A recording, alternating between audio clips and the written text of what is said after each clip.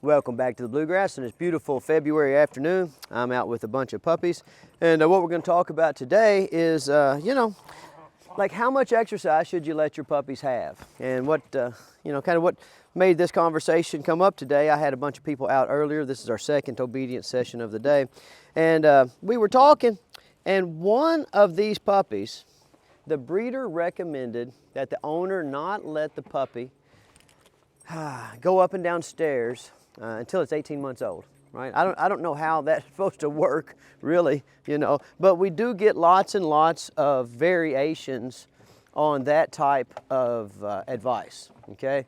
Get lots of vets telling you, and lots of breeders telling you, and lots of forum experts telling you that puppies shouldn't be going out and exercising until their growth plates have closed, okay?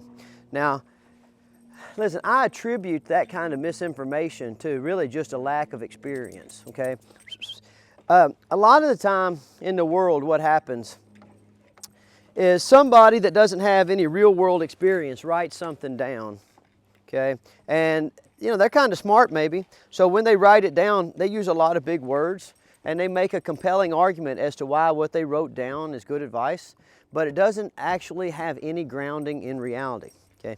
I like to think of things that I can see demonstrated every day in real life.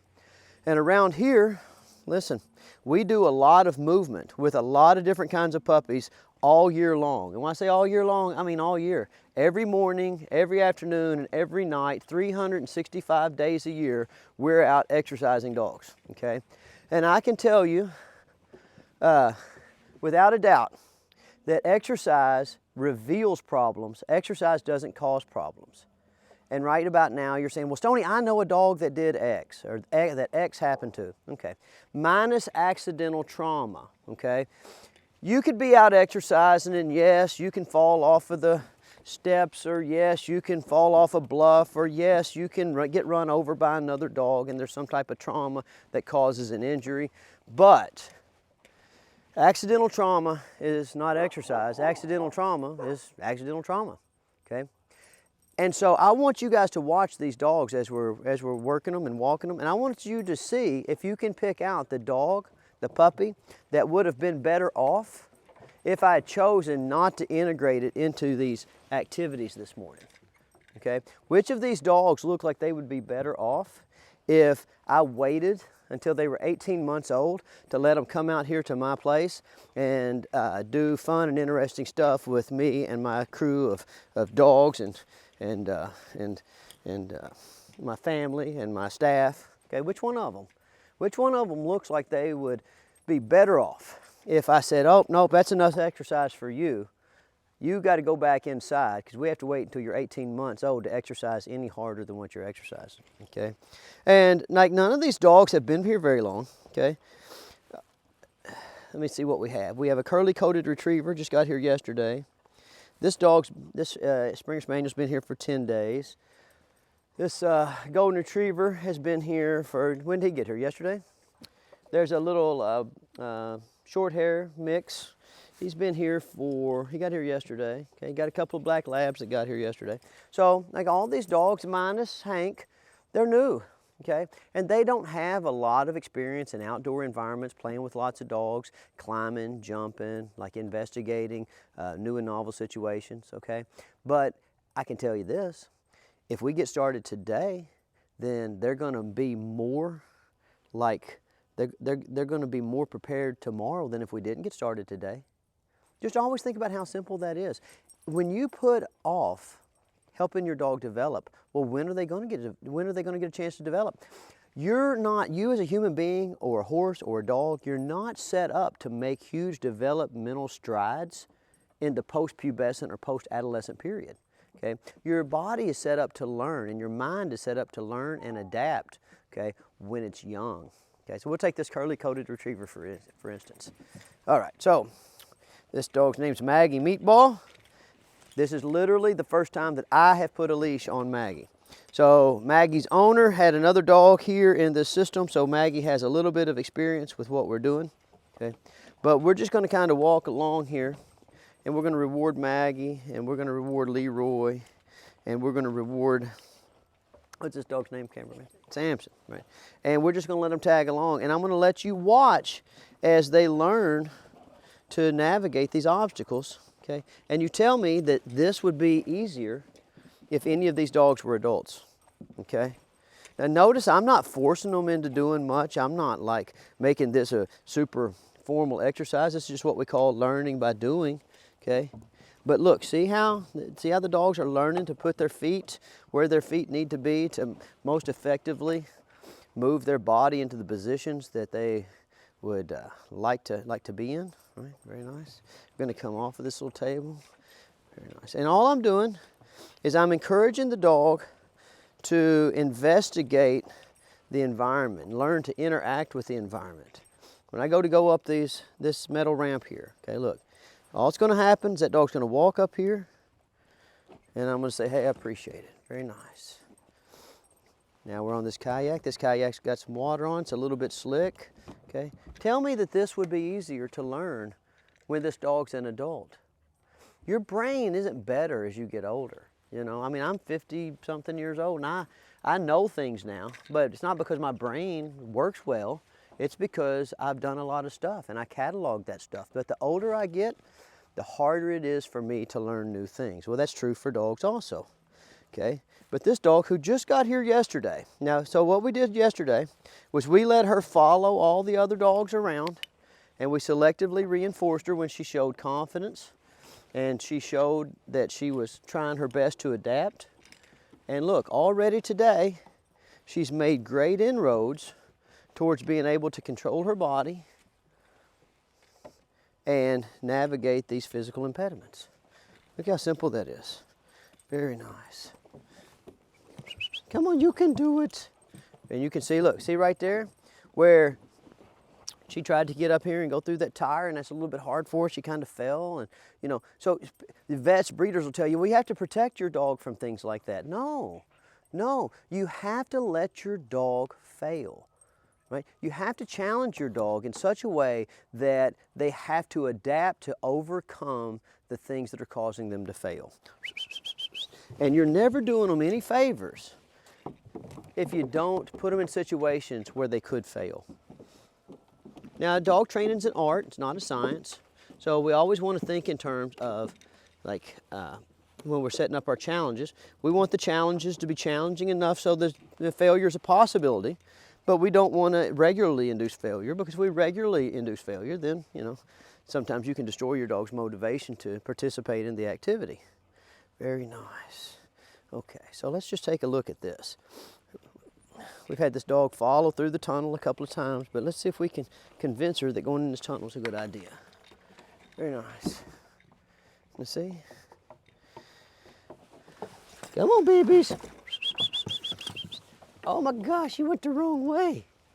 You know, you can do it.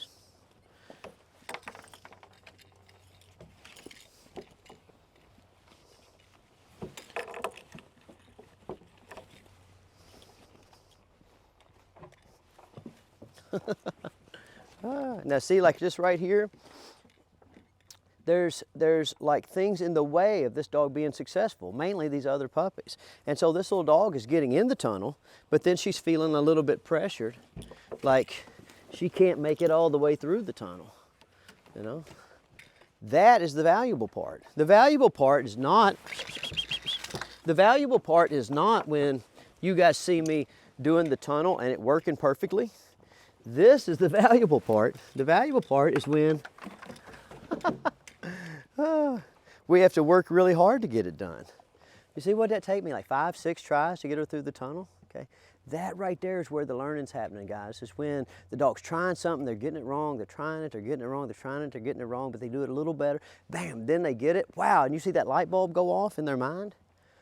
And that's where you're creating a zest for learning. That's where you're getting the puppies to like look forward to being challenged, you know? And that's, if you got a dog and from the time they're 8 or 9 weeks old, they look forward to getting up and going outside and finding something challenging to do, then you're building a type of mental and physical resilience that guarantees that you're going to be successful in the long run. Very nice. there's just all kinds of little stuff you can do with them over the course of the day that help them develop body awareness, that help them understand how to, you know, how to like take direction, how to be part of a team. Very nice. Come here. We want to make sure that when we're doing our training, we don't let it get stale, so we introduce lots of different noises, lots of different smells. Very nice. Okay. Good dog, and that's enough, right? Okay. Now, if I was worried about the amount of exercise that puppy's getting, I just walked her a couple of minutes and I put her up. What is she going to learn? Okay. Listen, the only reason we're doing formal obedience is to make it easy to integrate the dogs into our lives. Okay. So I have to come out here and I have to work on, you know, some good leash manners and sitting and standing and downing and whatever. Okay. But the reality is I'm working on that simply to be able to let the dog tag along with me and live life, because living life is where, you know, the real learning happens. So I'm going to let this dog tag along and climb steps and run and play with the other dogs and wrestle and have good experiences and bad experiences, because that's what it takes to learn. And I'm going to do the same thing with this golden retriever. Very nice. And then look at this little lab. I appreciate it. Very good. Now, as we're walking, keep your eye on the dogs and try to figure out which one would have been better off if we followed the breeder's advice and we didn't let it, you know, start exercising a lot. Come on, nerd. Until it was 18 months old.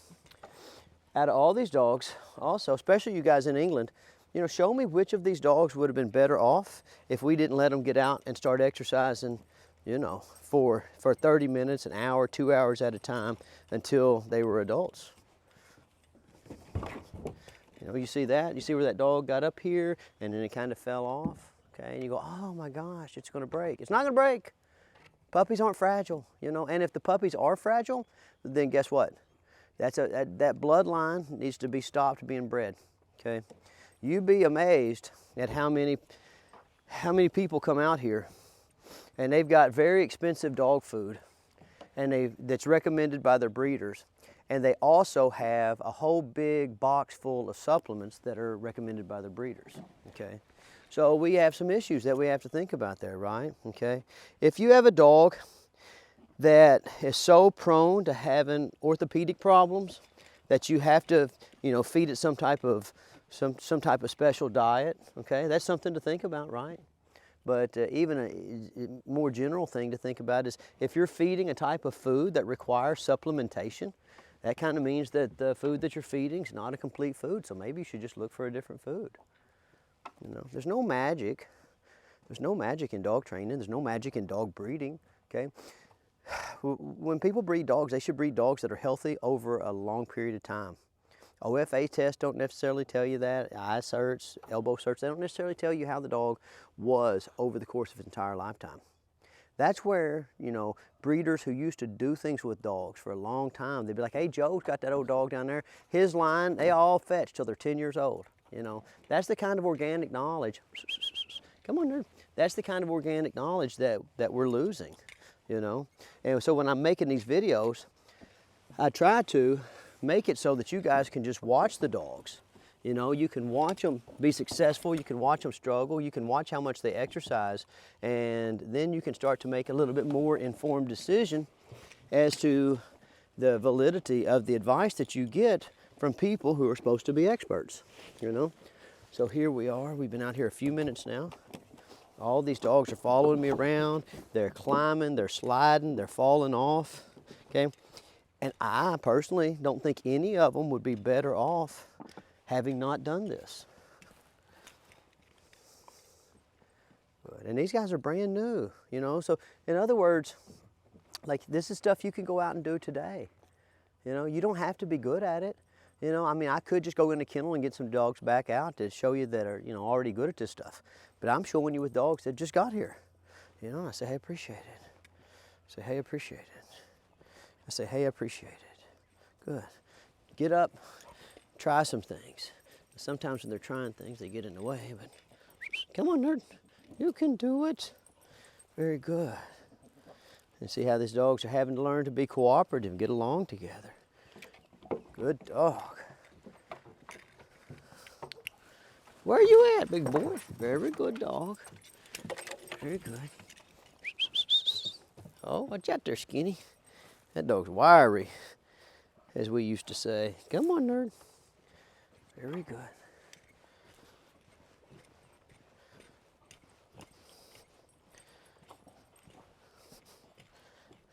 Good. Oh, where are you going? That's not where we're going. We're going over here.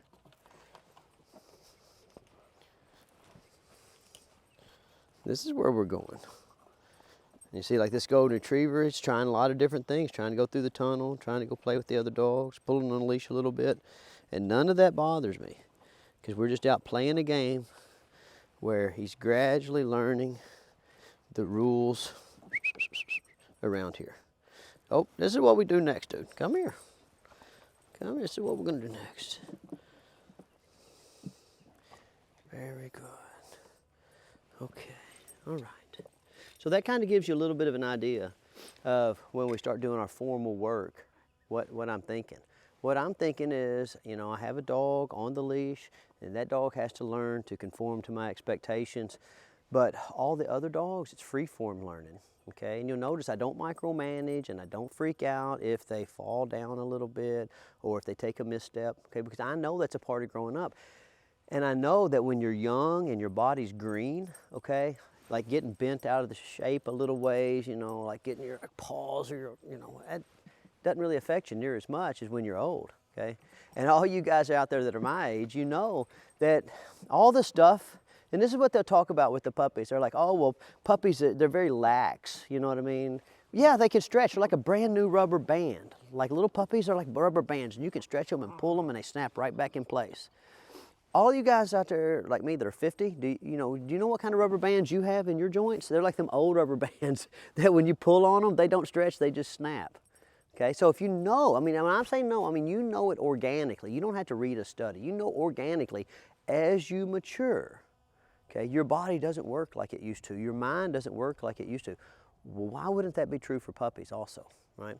So look, so we've been out here and we've been exercising the dogs. We've been like teaching them a little bit of formal obedience.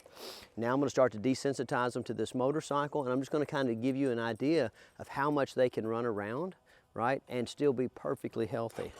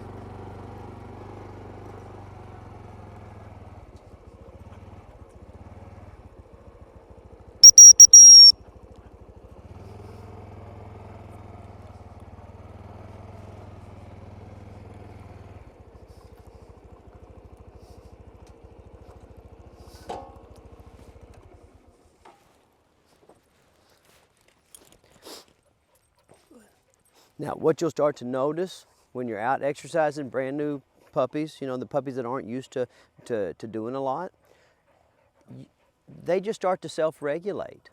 And at the beginning of the video, you saw the puppies were jumping around a little bit more. Now we're going to be out here in the yard. I let them run just a little bit, and I'm going to play with them. And you're going to see them start to like slow down and self-regulate. And guys, like I hear all the time, people talking about how dogs don't self-regulate, but I live it every day. I mean, I get up every day and exercise dogs, and I do it in the mid-afternoon, I do it at night, okay? And I can tell you, the dogs do a great job of figuring out, like, back up and show them these dogs here, cameraman.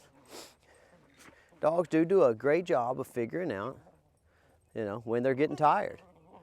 And when they're getting tired, they start to slow down, they move a little less, and then when they start moving a little less, you just let them rest.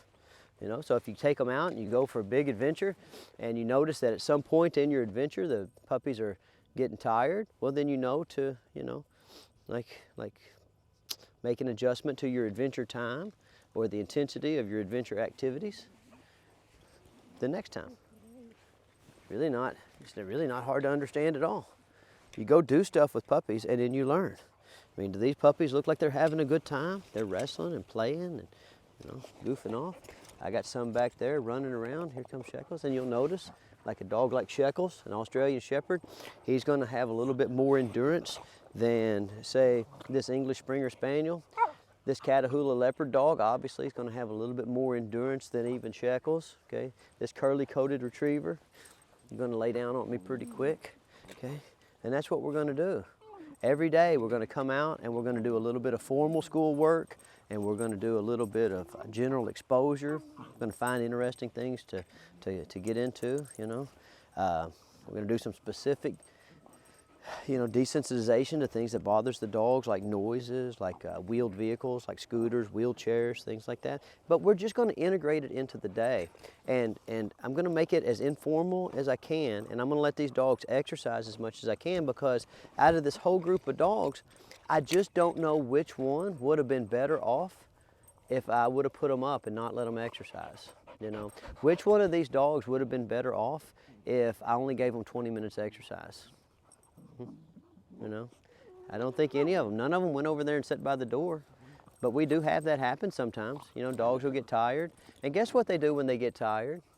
They do the same thing you do when you get tired. You go sit down somewhere, right? Okay? I don't need to read a study. I don't need to ask somebody on a forum whether or not I'm tired and I can't play another quarter of pickup basketball. I just say, okay, I'm done, guys. I'm going to go sit down here. I'm in the wrestling room every day, and I jump on the mat for a second and then I go sit down. Nobody has to tell me, old man, it's time to go sit down. I sit down all on my own, and the puppies will too. It's kind of the arc of the development of the puppies should be like this. While they're young, you get them out and you encourage them to explore the world with all of their senses, and you encourage them to develop good physical characteristics, good proprioception. When they hit puberty, man, their athleticism is really going to take off. When they hit about 2 years old, they're going to be at the peak of their, adolescent, they're going to be at the peak of their physical development, or at the beginning of it. And then say from 2 to 6 or 8, they're going to be pretty awesome. And then maybe about 8 or 9 years old, they're going to start into that period of geriatric decline, So it should kind of go like this. We build them up, build them up, build them up. They level off, they're awesome. And then as they get older, just like us, then we got to start being a little bit more careful with them, okay? But the being careful with dogs comes at the end. It doesn't come at the beginning, okay? So back on up there, cameraman, show them just a little bit more what these dogs are doing. Oh my gosh. So again, I just want you to look at all these dogs that are out here, and I want you to write down which one of these dogs do you think was the dog that the breeder recommended not exercising it. And then just be honest with me. Do you honestly think any of these dogs would be better off if I wasn't out here letting them run and play and chase my motorcycle? Okay? And it's okay to have that opinion. There's nothing, there's nothing awful about being wrong. Lots of people are wrong all the time. I just want a chance to prove to you that you're wrong. All right, I'll see you guys next week.